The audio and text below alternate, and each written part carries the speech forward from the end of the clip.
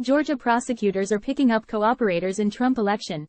Atlanta. AP. Sidney Powell was present for a now infamous December 2020 meeting at the White House where participants hatched far-fetched schemes to keep Donald Trump in power and was so tied to the then president that he once considered naming her a special counsel to probe claims of election fraud. Kenneth Chesebro was part of a small coterie of advisors who prosecutors say prodded Republicans in battleground states to submit slates of fake electors who would falsely assert that Trump, not Democrat Joe Biden, was victorious. Time equals 400 Ms. greater than yet rather than continue to stand behind Trump, the two lawyers cut deals last week with prosecutors in Fulton County, Georgia, agreeing to plead guilty and cooperate instead of face trial in the indictment that charged them, the ex-president and 16 others, with illegally plotting to overturn the 2020 election. The deals ensure the cooperation of two witnesses who could presumably offer insider accounts of the desperate scheming to help Trump remain president, a boon for prosecutors striving to develop incriminating evidence against higher-profile targets. Even so, it's hard to forecast how much their assistance heightens the legal peril for Trump, especially since Powell's own history of outlandish and ill-supported claims of fraud could open her to attacks on her credibility and a bruising cross-examination.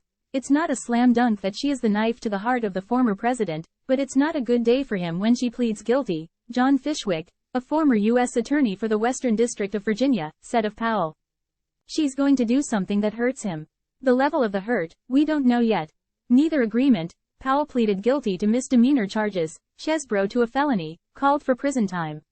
That's a generous resolution for two defendants alleged to have played significant roles in what Fulton County District Attorney Fani Willis has called a criminal racketeering enterprise to overturn Georgia's presidential election result.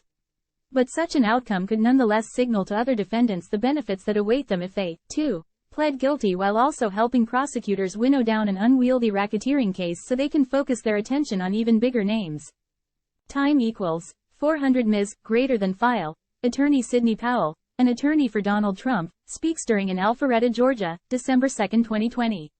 Lawyer Sidney Powell pleads guilty as part of deal with prosecutors over efforts to overturn Trump's loss in Georgia.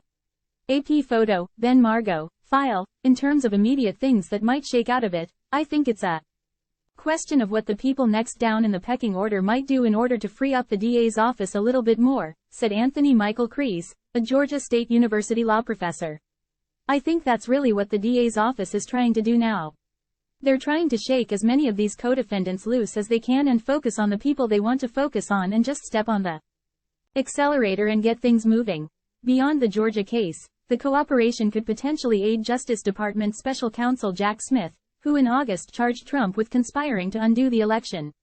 Powell and Chesebro are referenced, though not by name, as unindicted co-conspirators in that case, making their statements to investigators in Georgia of potential interest to Smith in his prosecution of Trump, which is set for trial next March.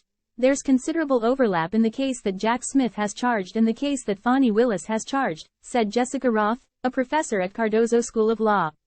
They're clearly part of the story in Jack Smith's indictment. The plea deals ushered in a predictable pattern of once close Trump allies turning against him in their own interests, followed by Trump moving to distance himself from them.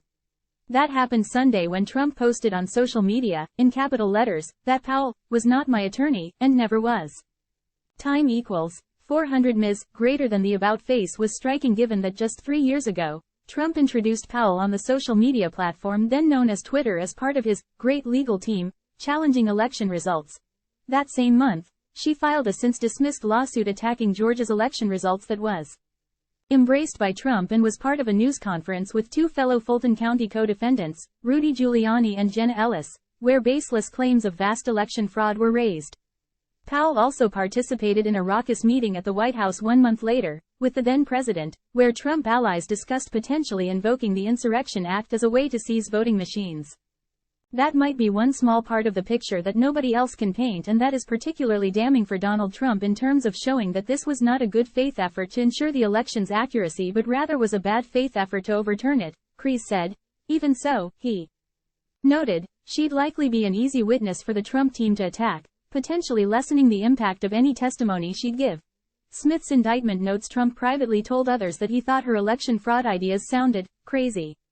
And Giuliani and Ellis moved to separate themselves from her days after their news conference in which Powell incorrectly suggested that a server hosting evidence of voting irregularities was located in Germany, that voting software used by Georgia and other states was created at the direction of late Venezuelan President Hugo Chavez, and that votes for Trump had probably been switched in favor of Biden. Not only is she easy to discredit, I think she'd be a very hostile witness, Kreese said. Campaigning in New Hampshire on Monday, Trump appeared to refer to Powell and Chesebro as good people, and said prosecutors worked to hound and scare them. Steve Sato, Trump's lead attorney in the Georgia case, expressed confidence that Powell's plea wouldn't hurt Trump, saying last week that any truthful testimony offered would be favorable to my overall defense strategy. The Georgia indictment accuses Powell in a plot to illegally access a county's voting equipment. In Chesebro's case, though prosecutors don't say he communicated directly with Trump, he's alleged to have played an instrumental role in a scheme underpinning both the Georgia prosecution and the federal prosecution. Efforts to enlist fake electors in battleground states won by Biden. Georgia prosecutors say had the case gone to trial, they would have shown Chesebro conspired with Trump, Giuliani, conservative law professor John Eastman and others to get several Georgia Republicans to falsely present themselves as the state's duly elected and qualified electors to disrupt and delay the joint session of Congress on January 6, 2021. Chesebro's lawyer said last week that he didn't foresee his client's cooperation harming Trump, but nonetheless, the fake elector plot is being investigated in multiple states and is much more a central part of the overall conspiracy, said George Washington University law professor Randall Eliason. That could make his cooperation important in implicating others. Anytime that you've got co-conspirators pleading guilty, and admitting to engaging in criminal activity, that's pretty significant, he said. Tucker reported from Washington. Associated Press writer Jill Colvin in Derry, New Hampshire, contributed to this report. Attorney Brian Rafferty, who is representing defendant Sidney Powell, speaks to Fulton County Superior Judge Scott McAfee during a jury questionnaire hearing at the Fulton County Courthouse on Monday, October 16, 2023, in Atlanta. Alyssa Pointer. Pool photo via AP. Republican presidential candidate former President Donald Trump speaks at a campaign rally Monday, October 23, 2023, in Derry, New Hampshire. AP photo. Charles Krupa, Republican presidential candidate former President Donald Trump gestures as he prepares to depart Manchester-Boston Regional Airport, Monday, October 23, 2023, in Londonderry, NH. AP photo. Charles Krupa.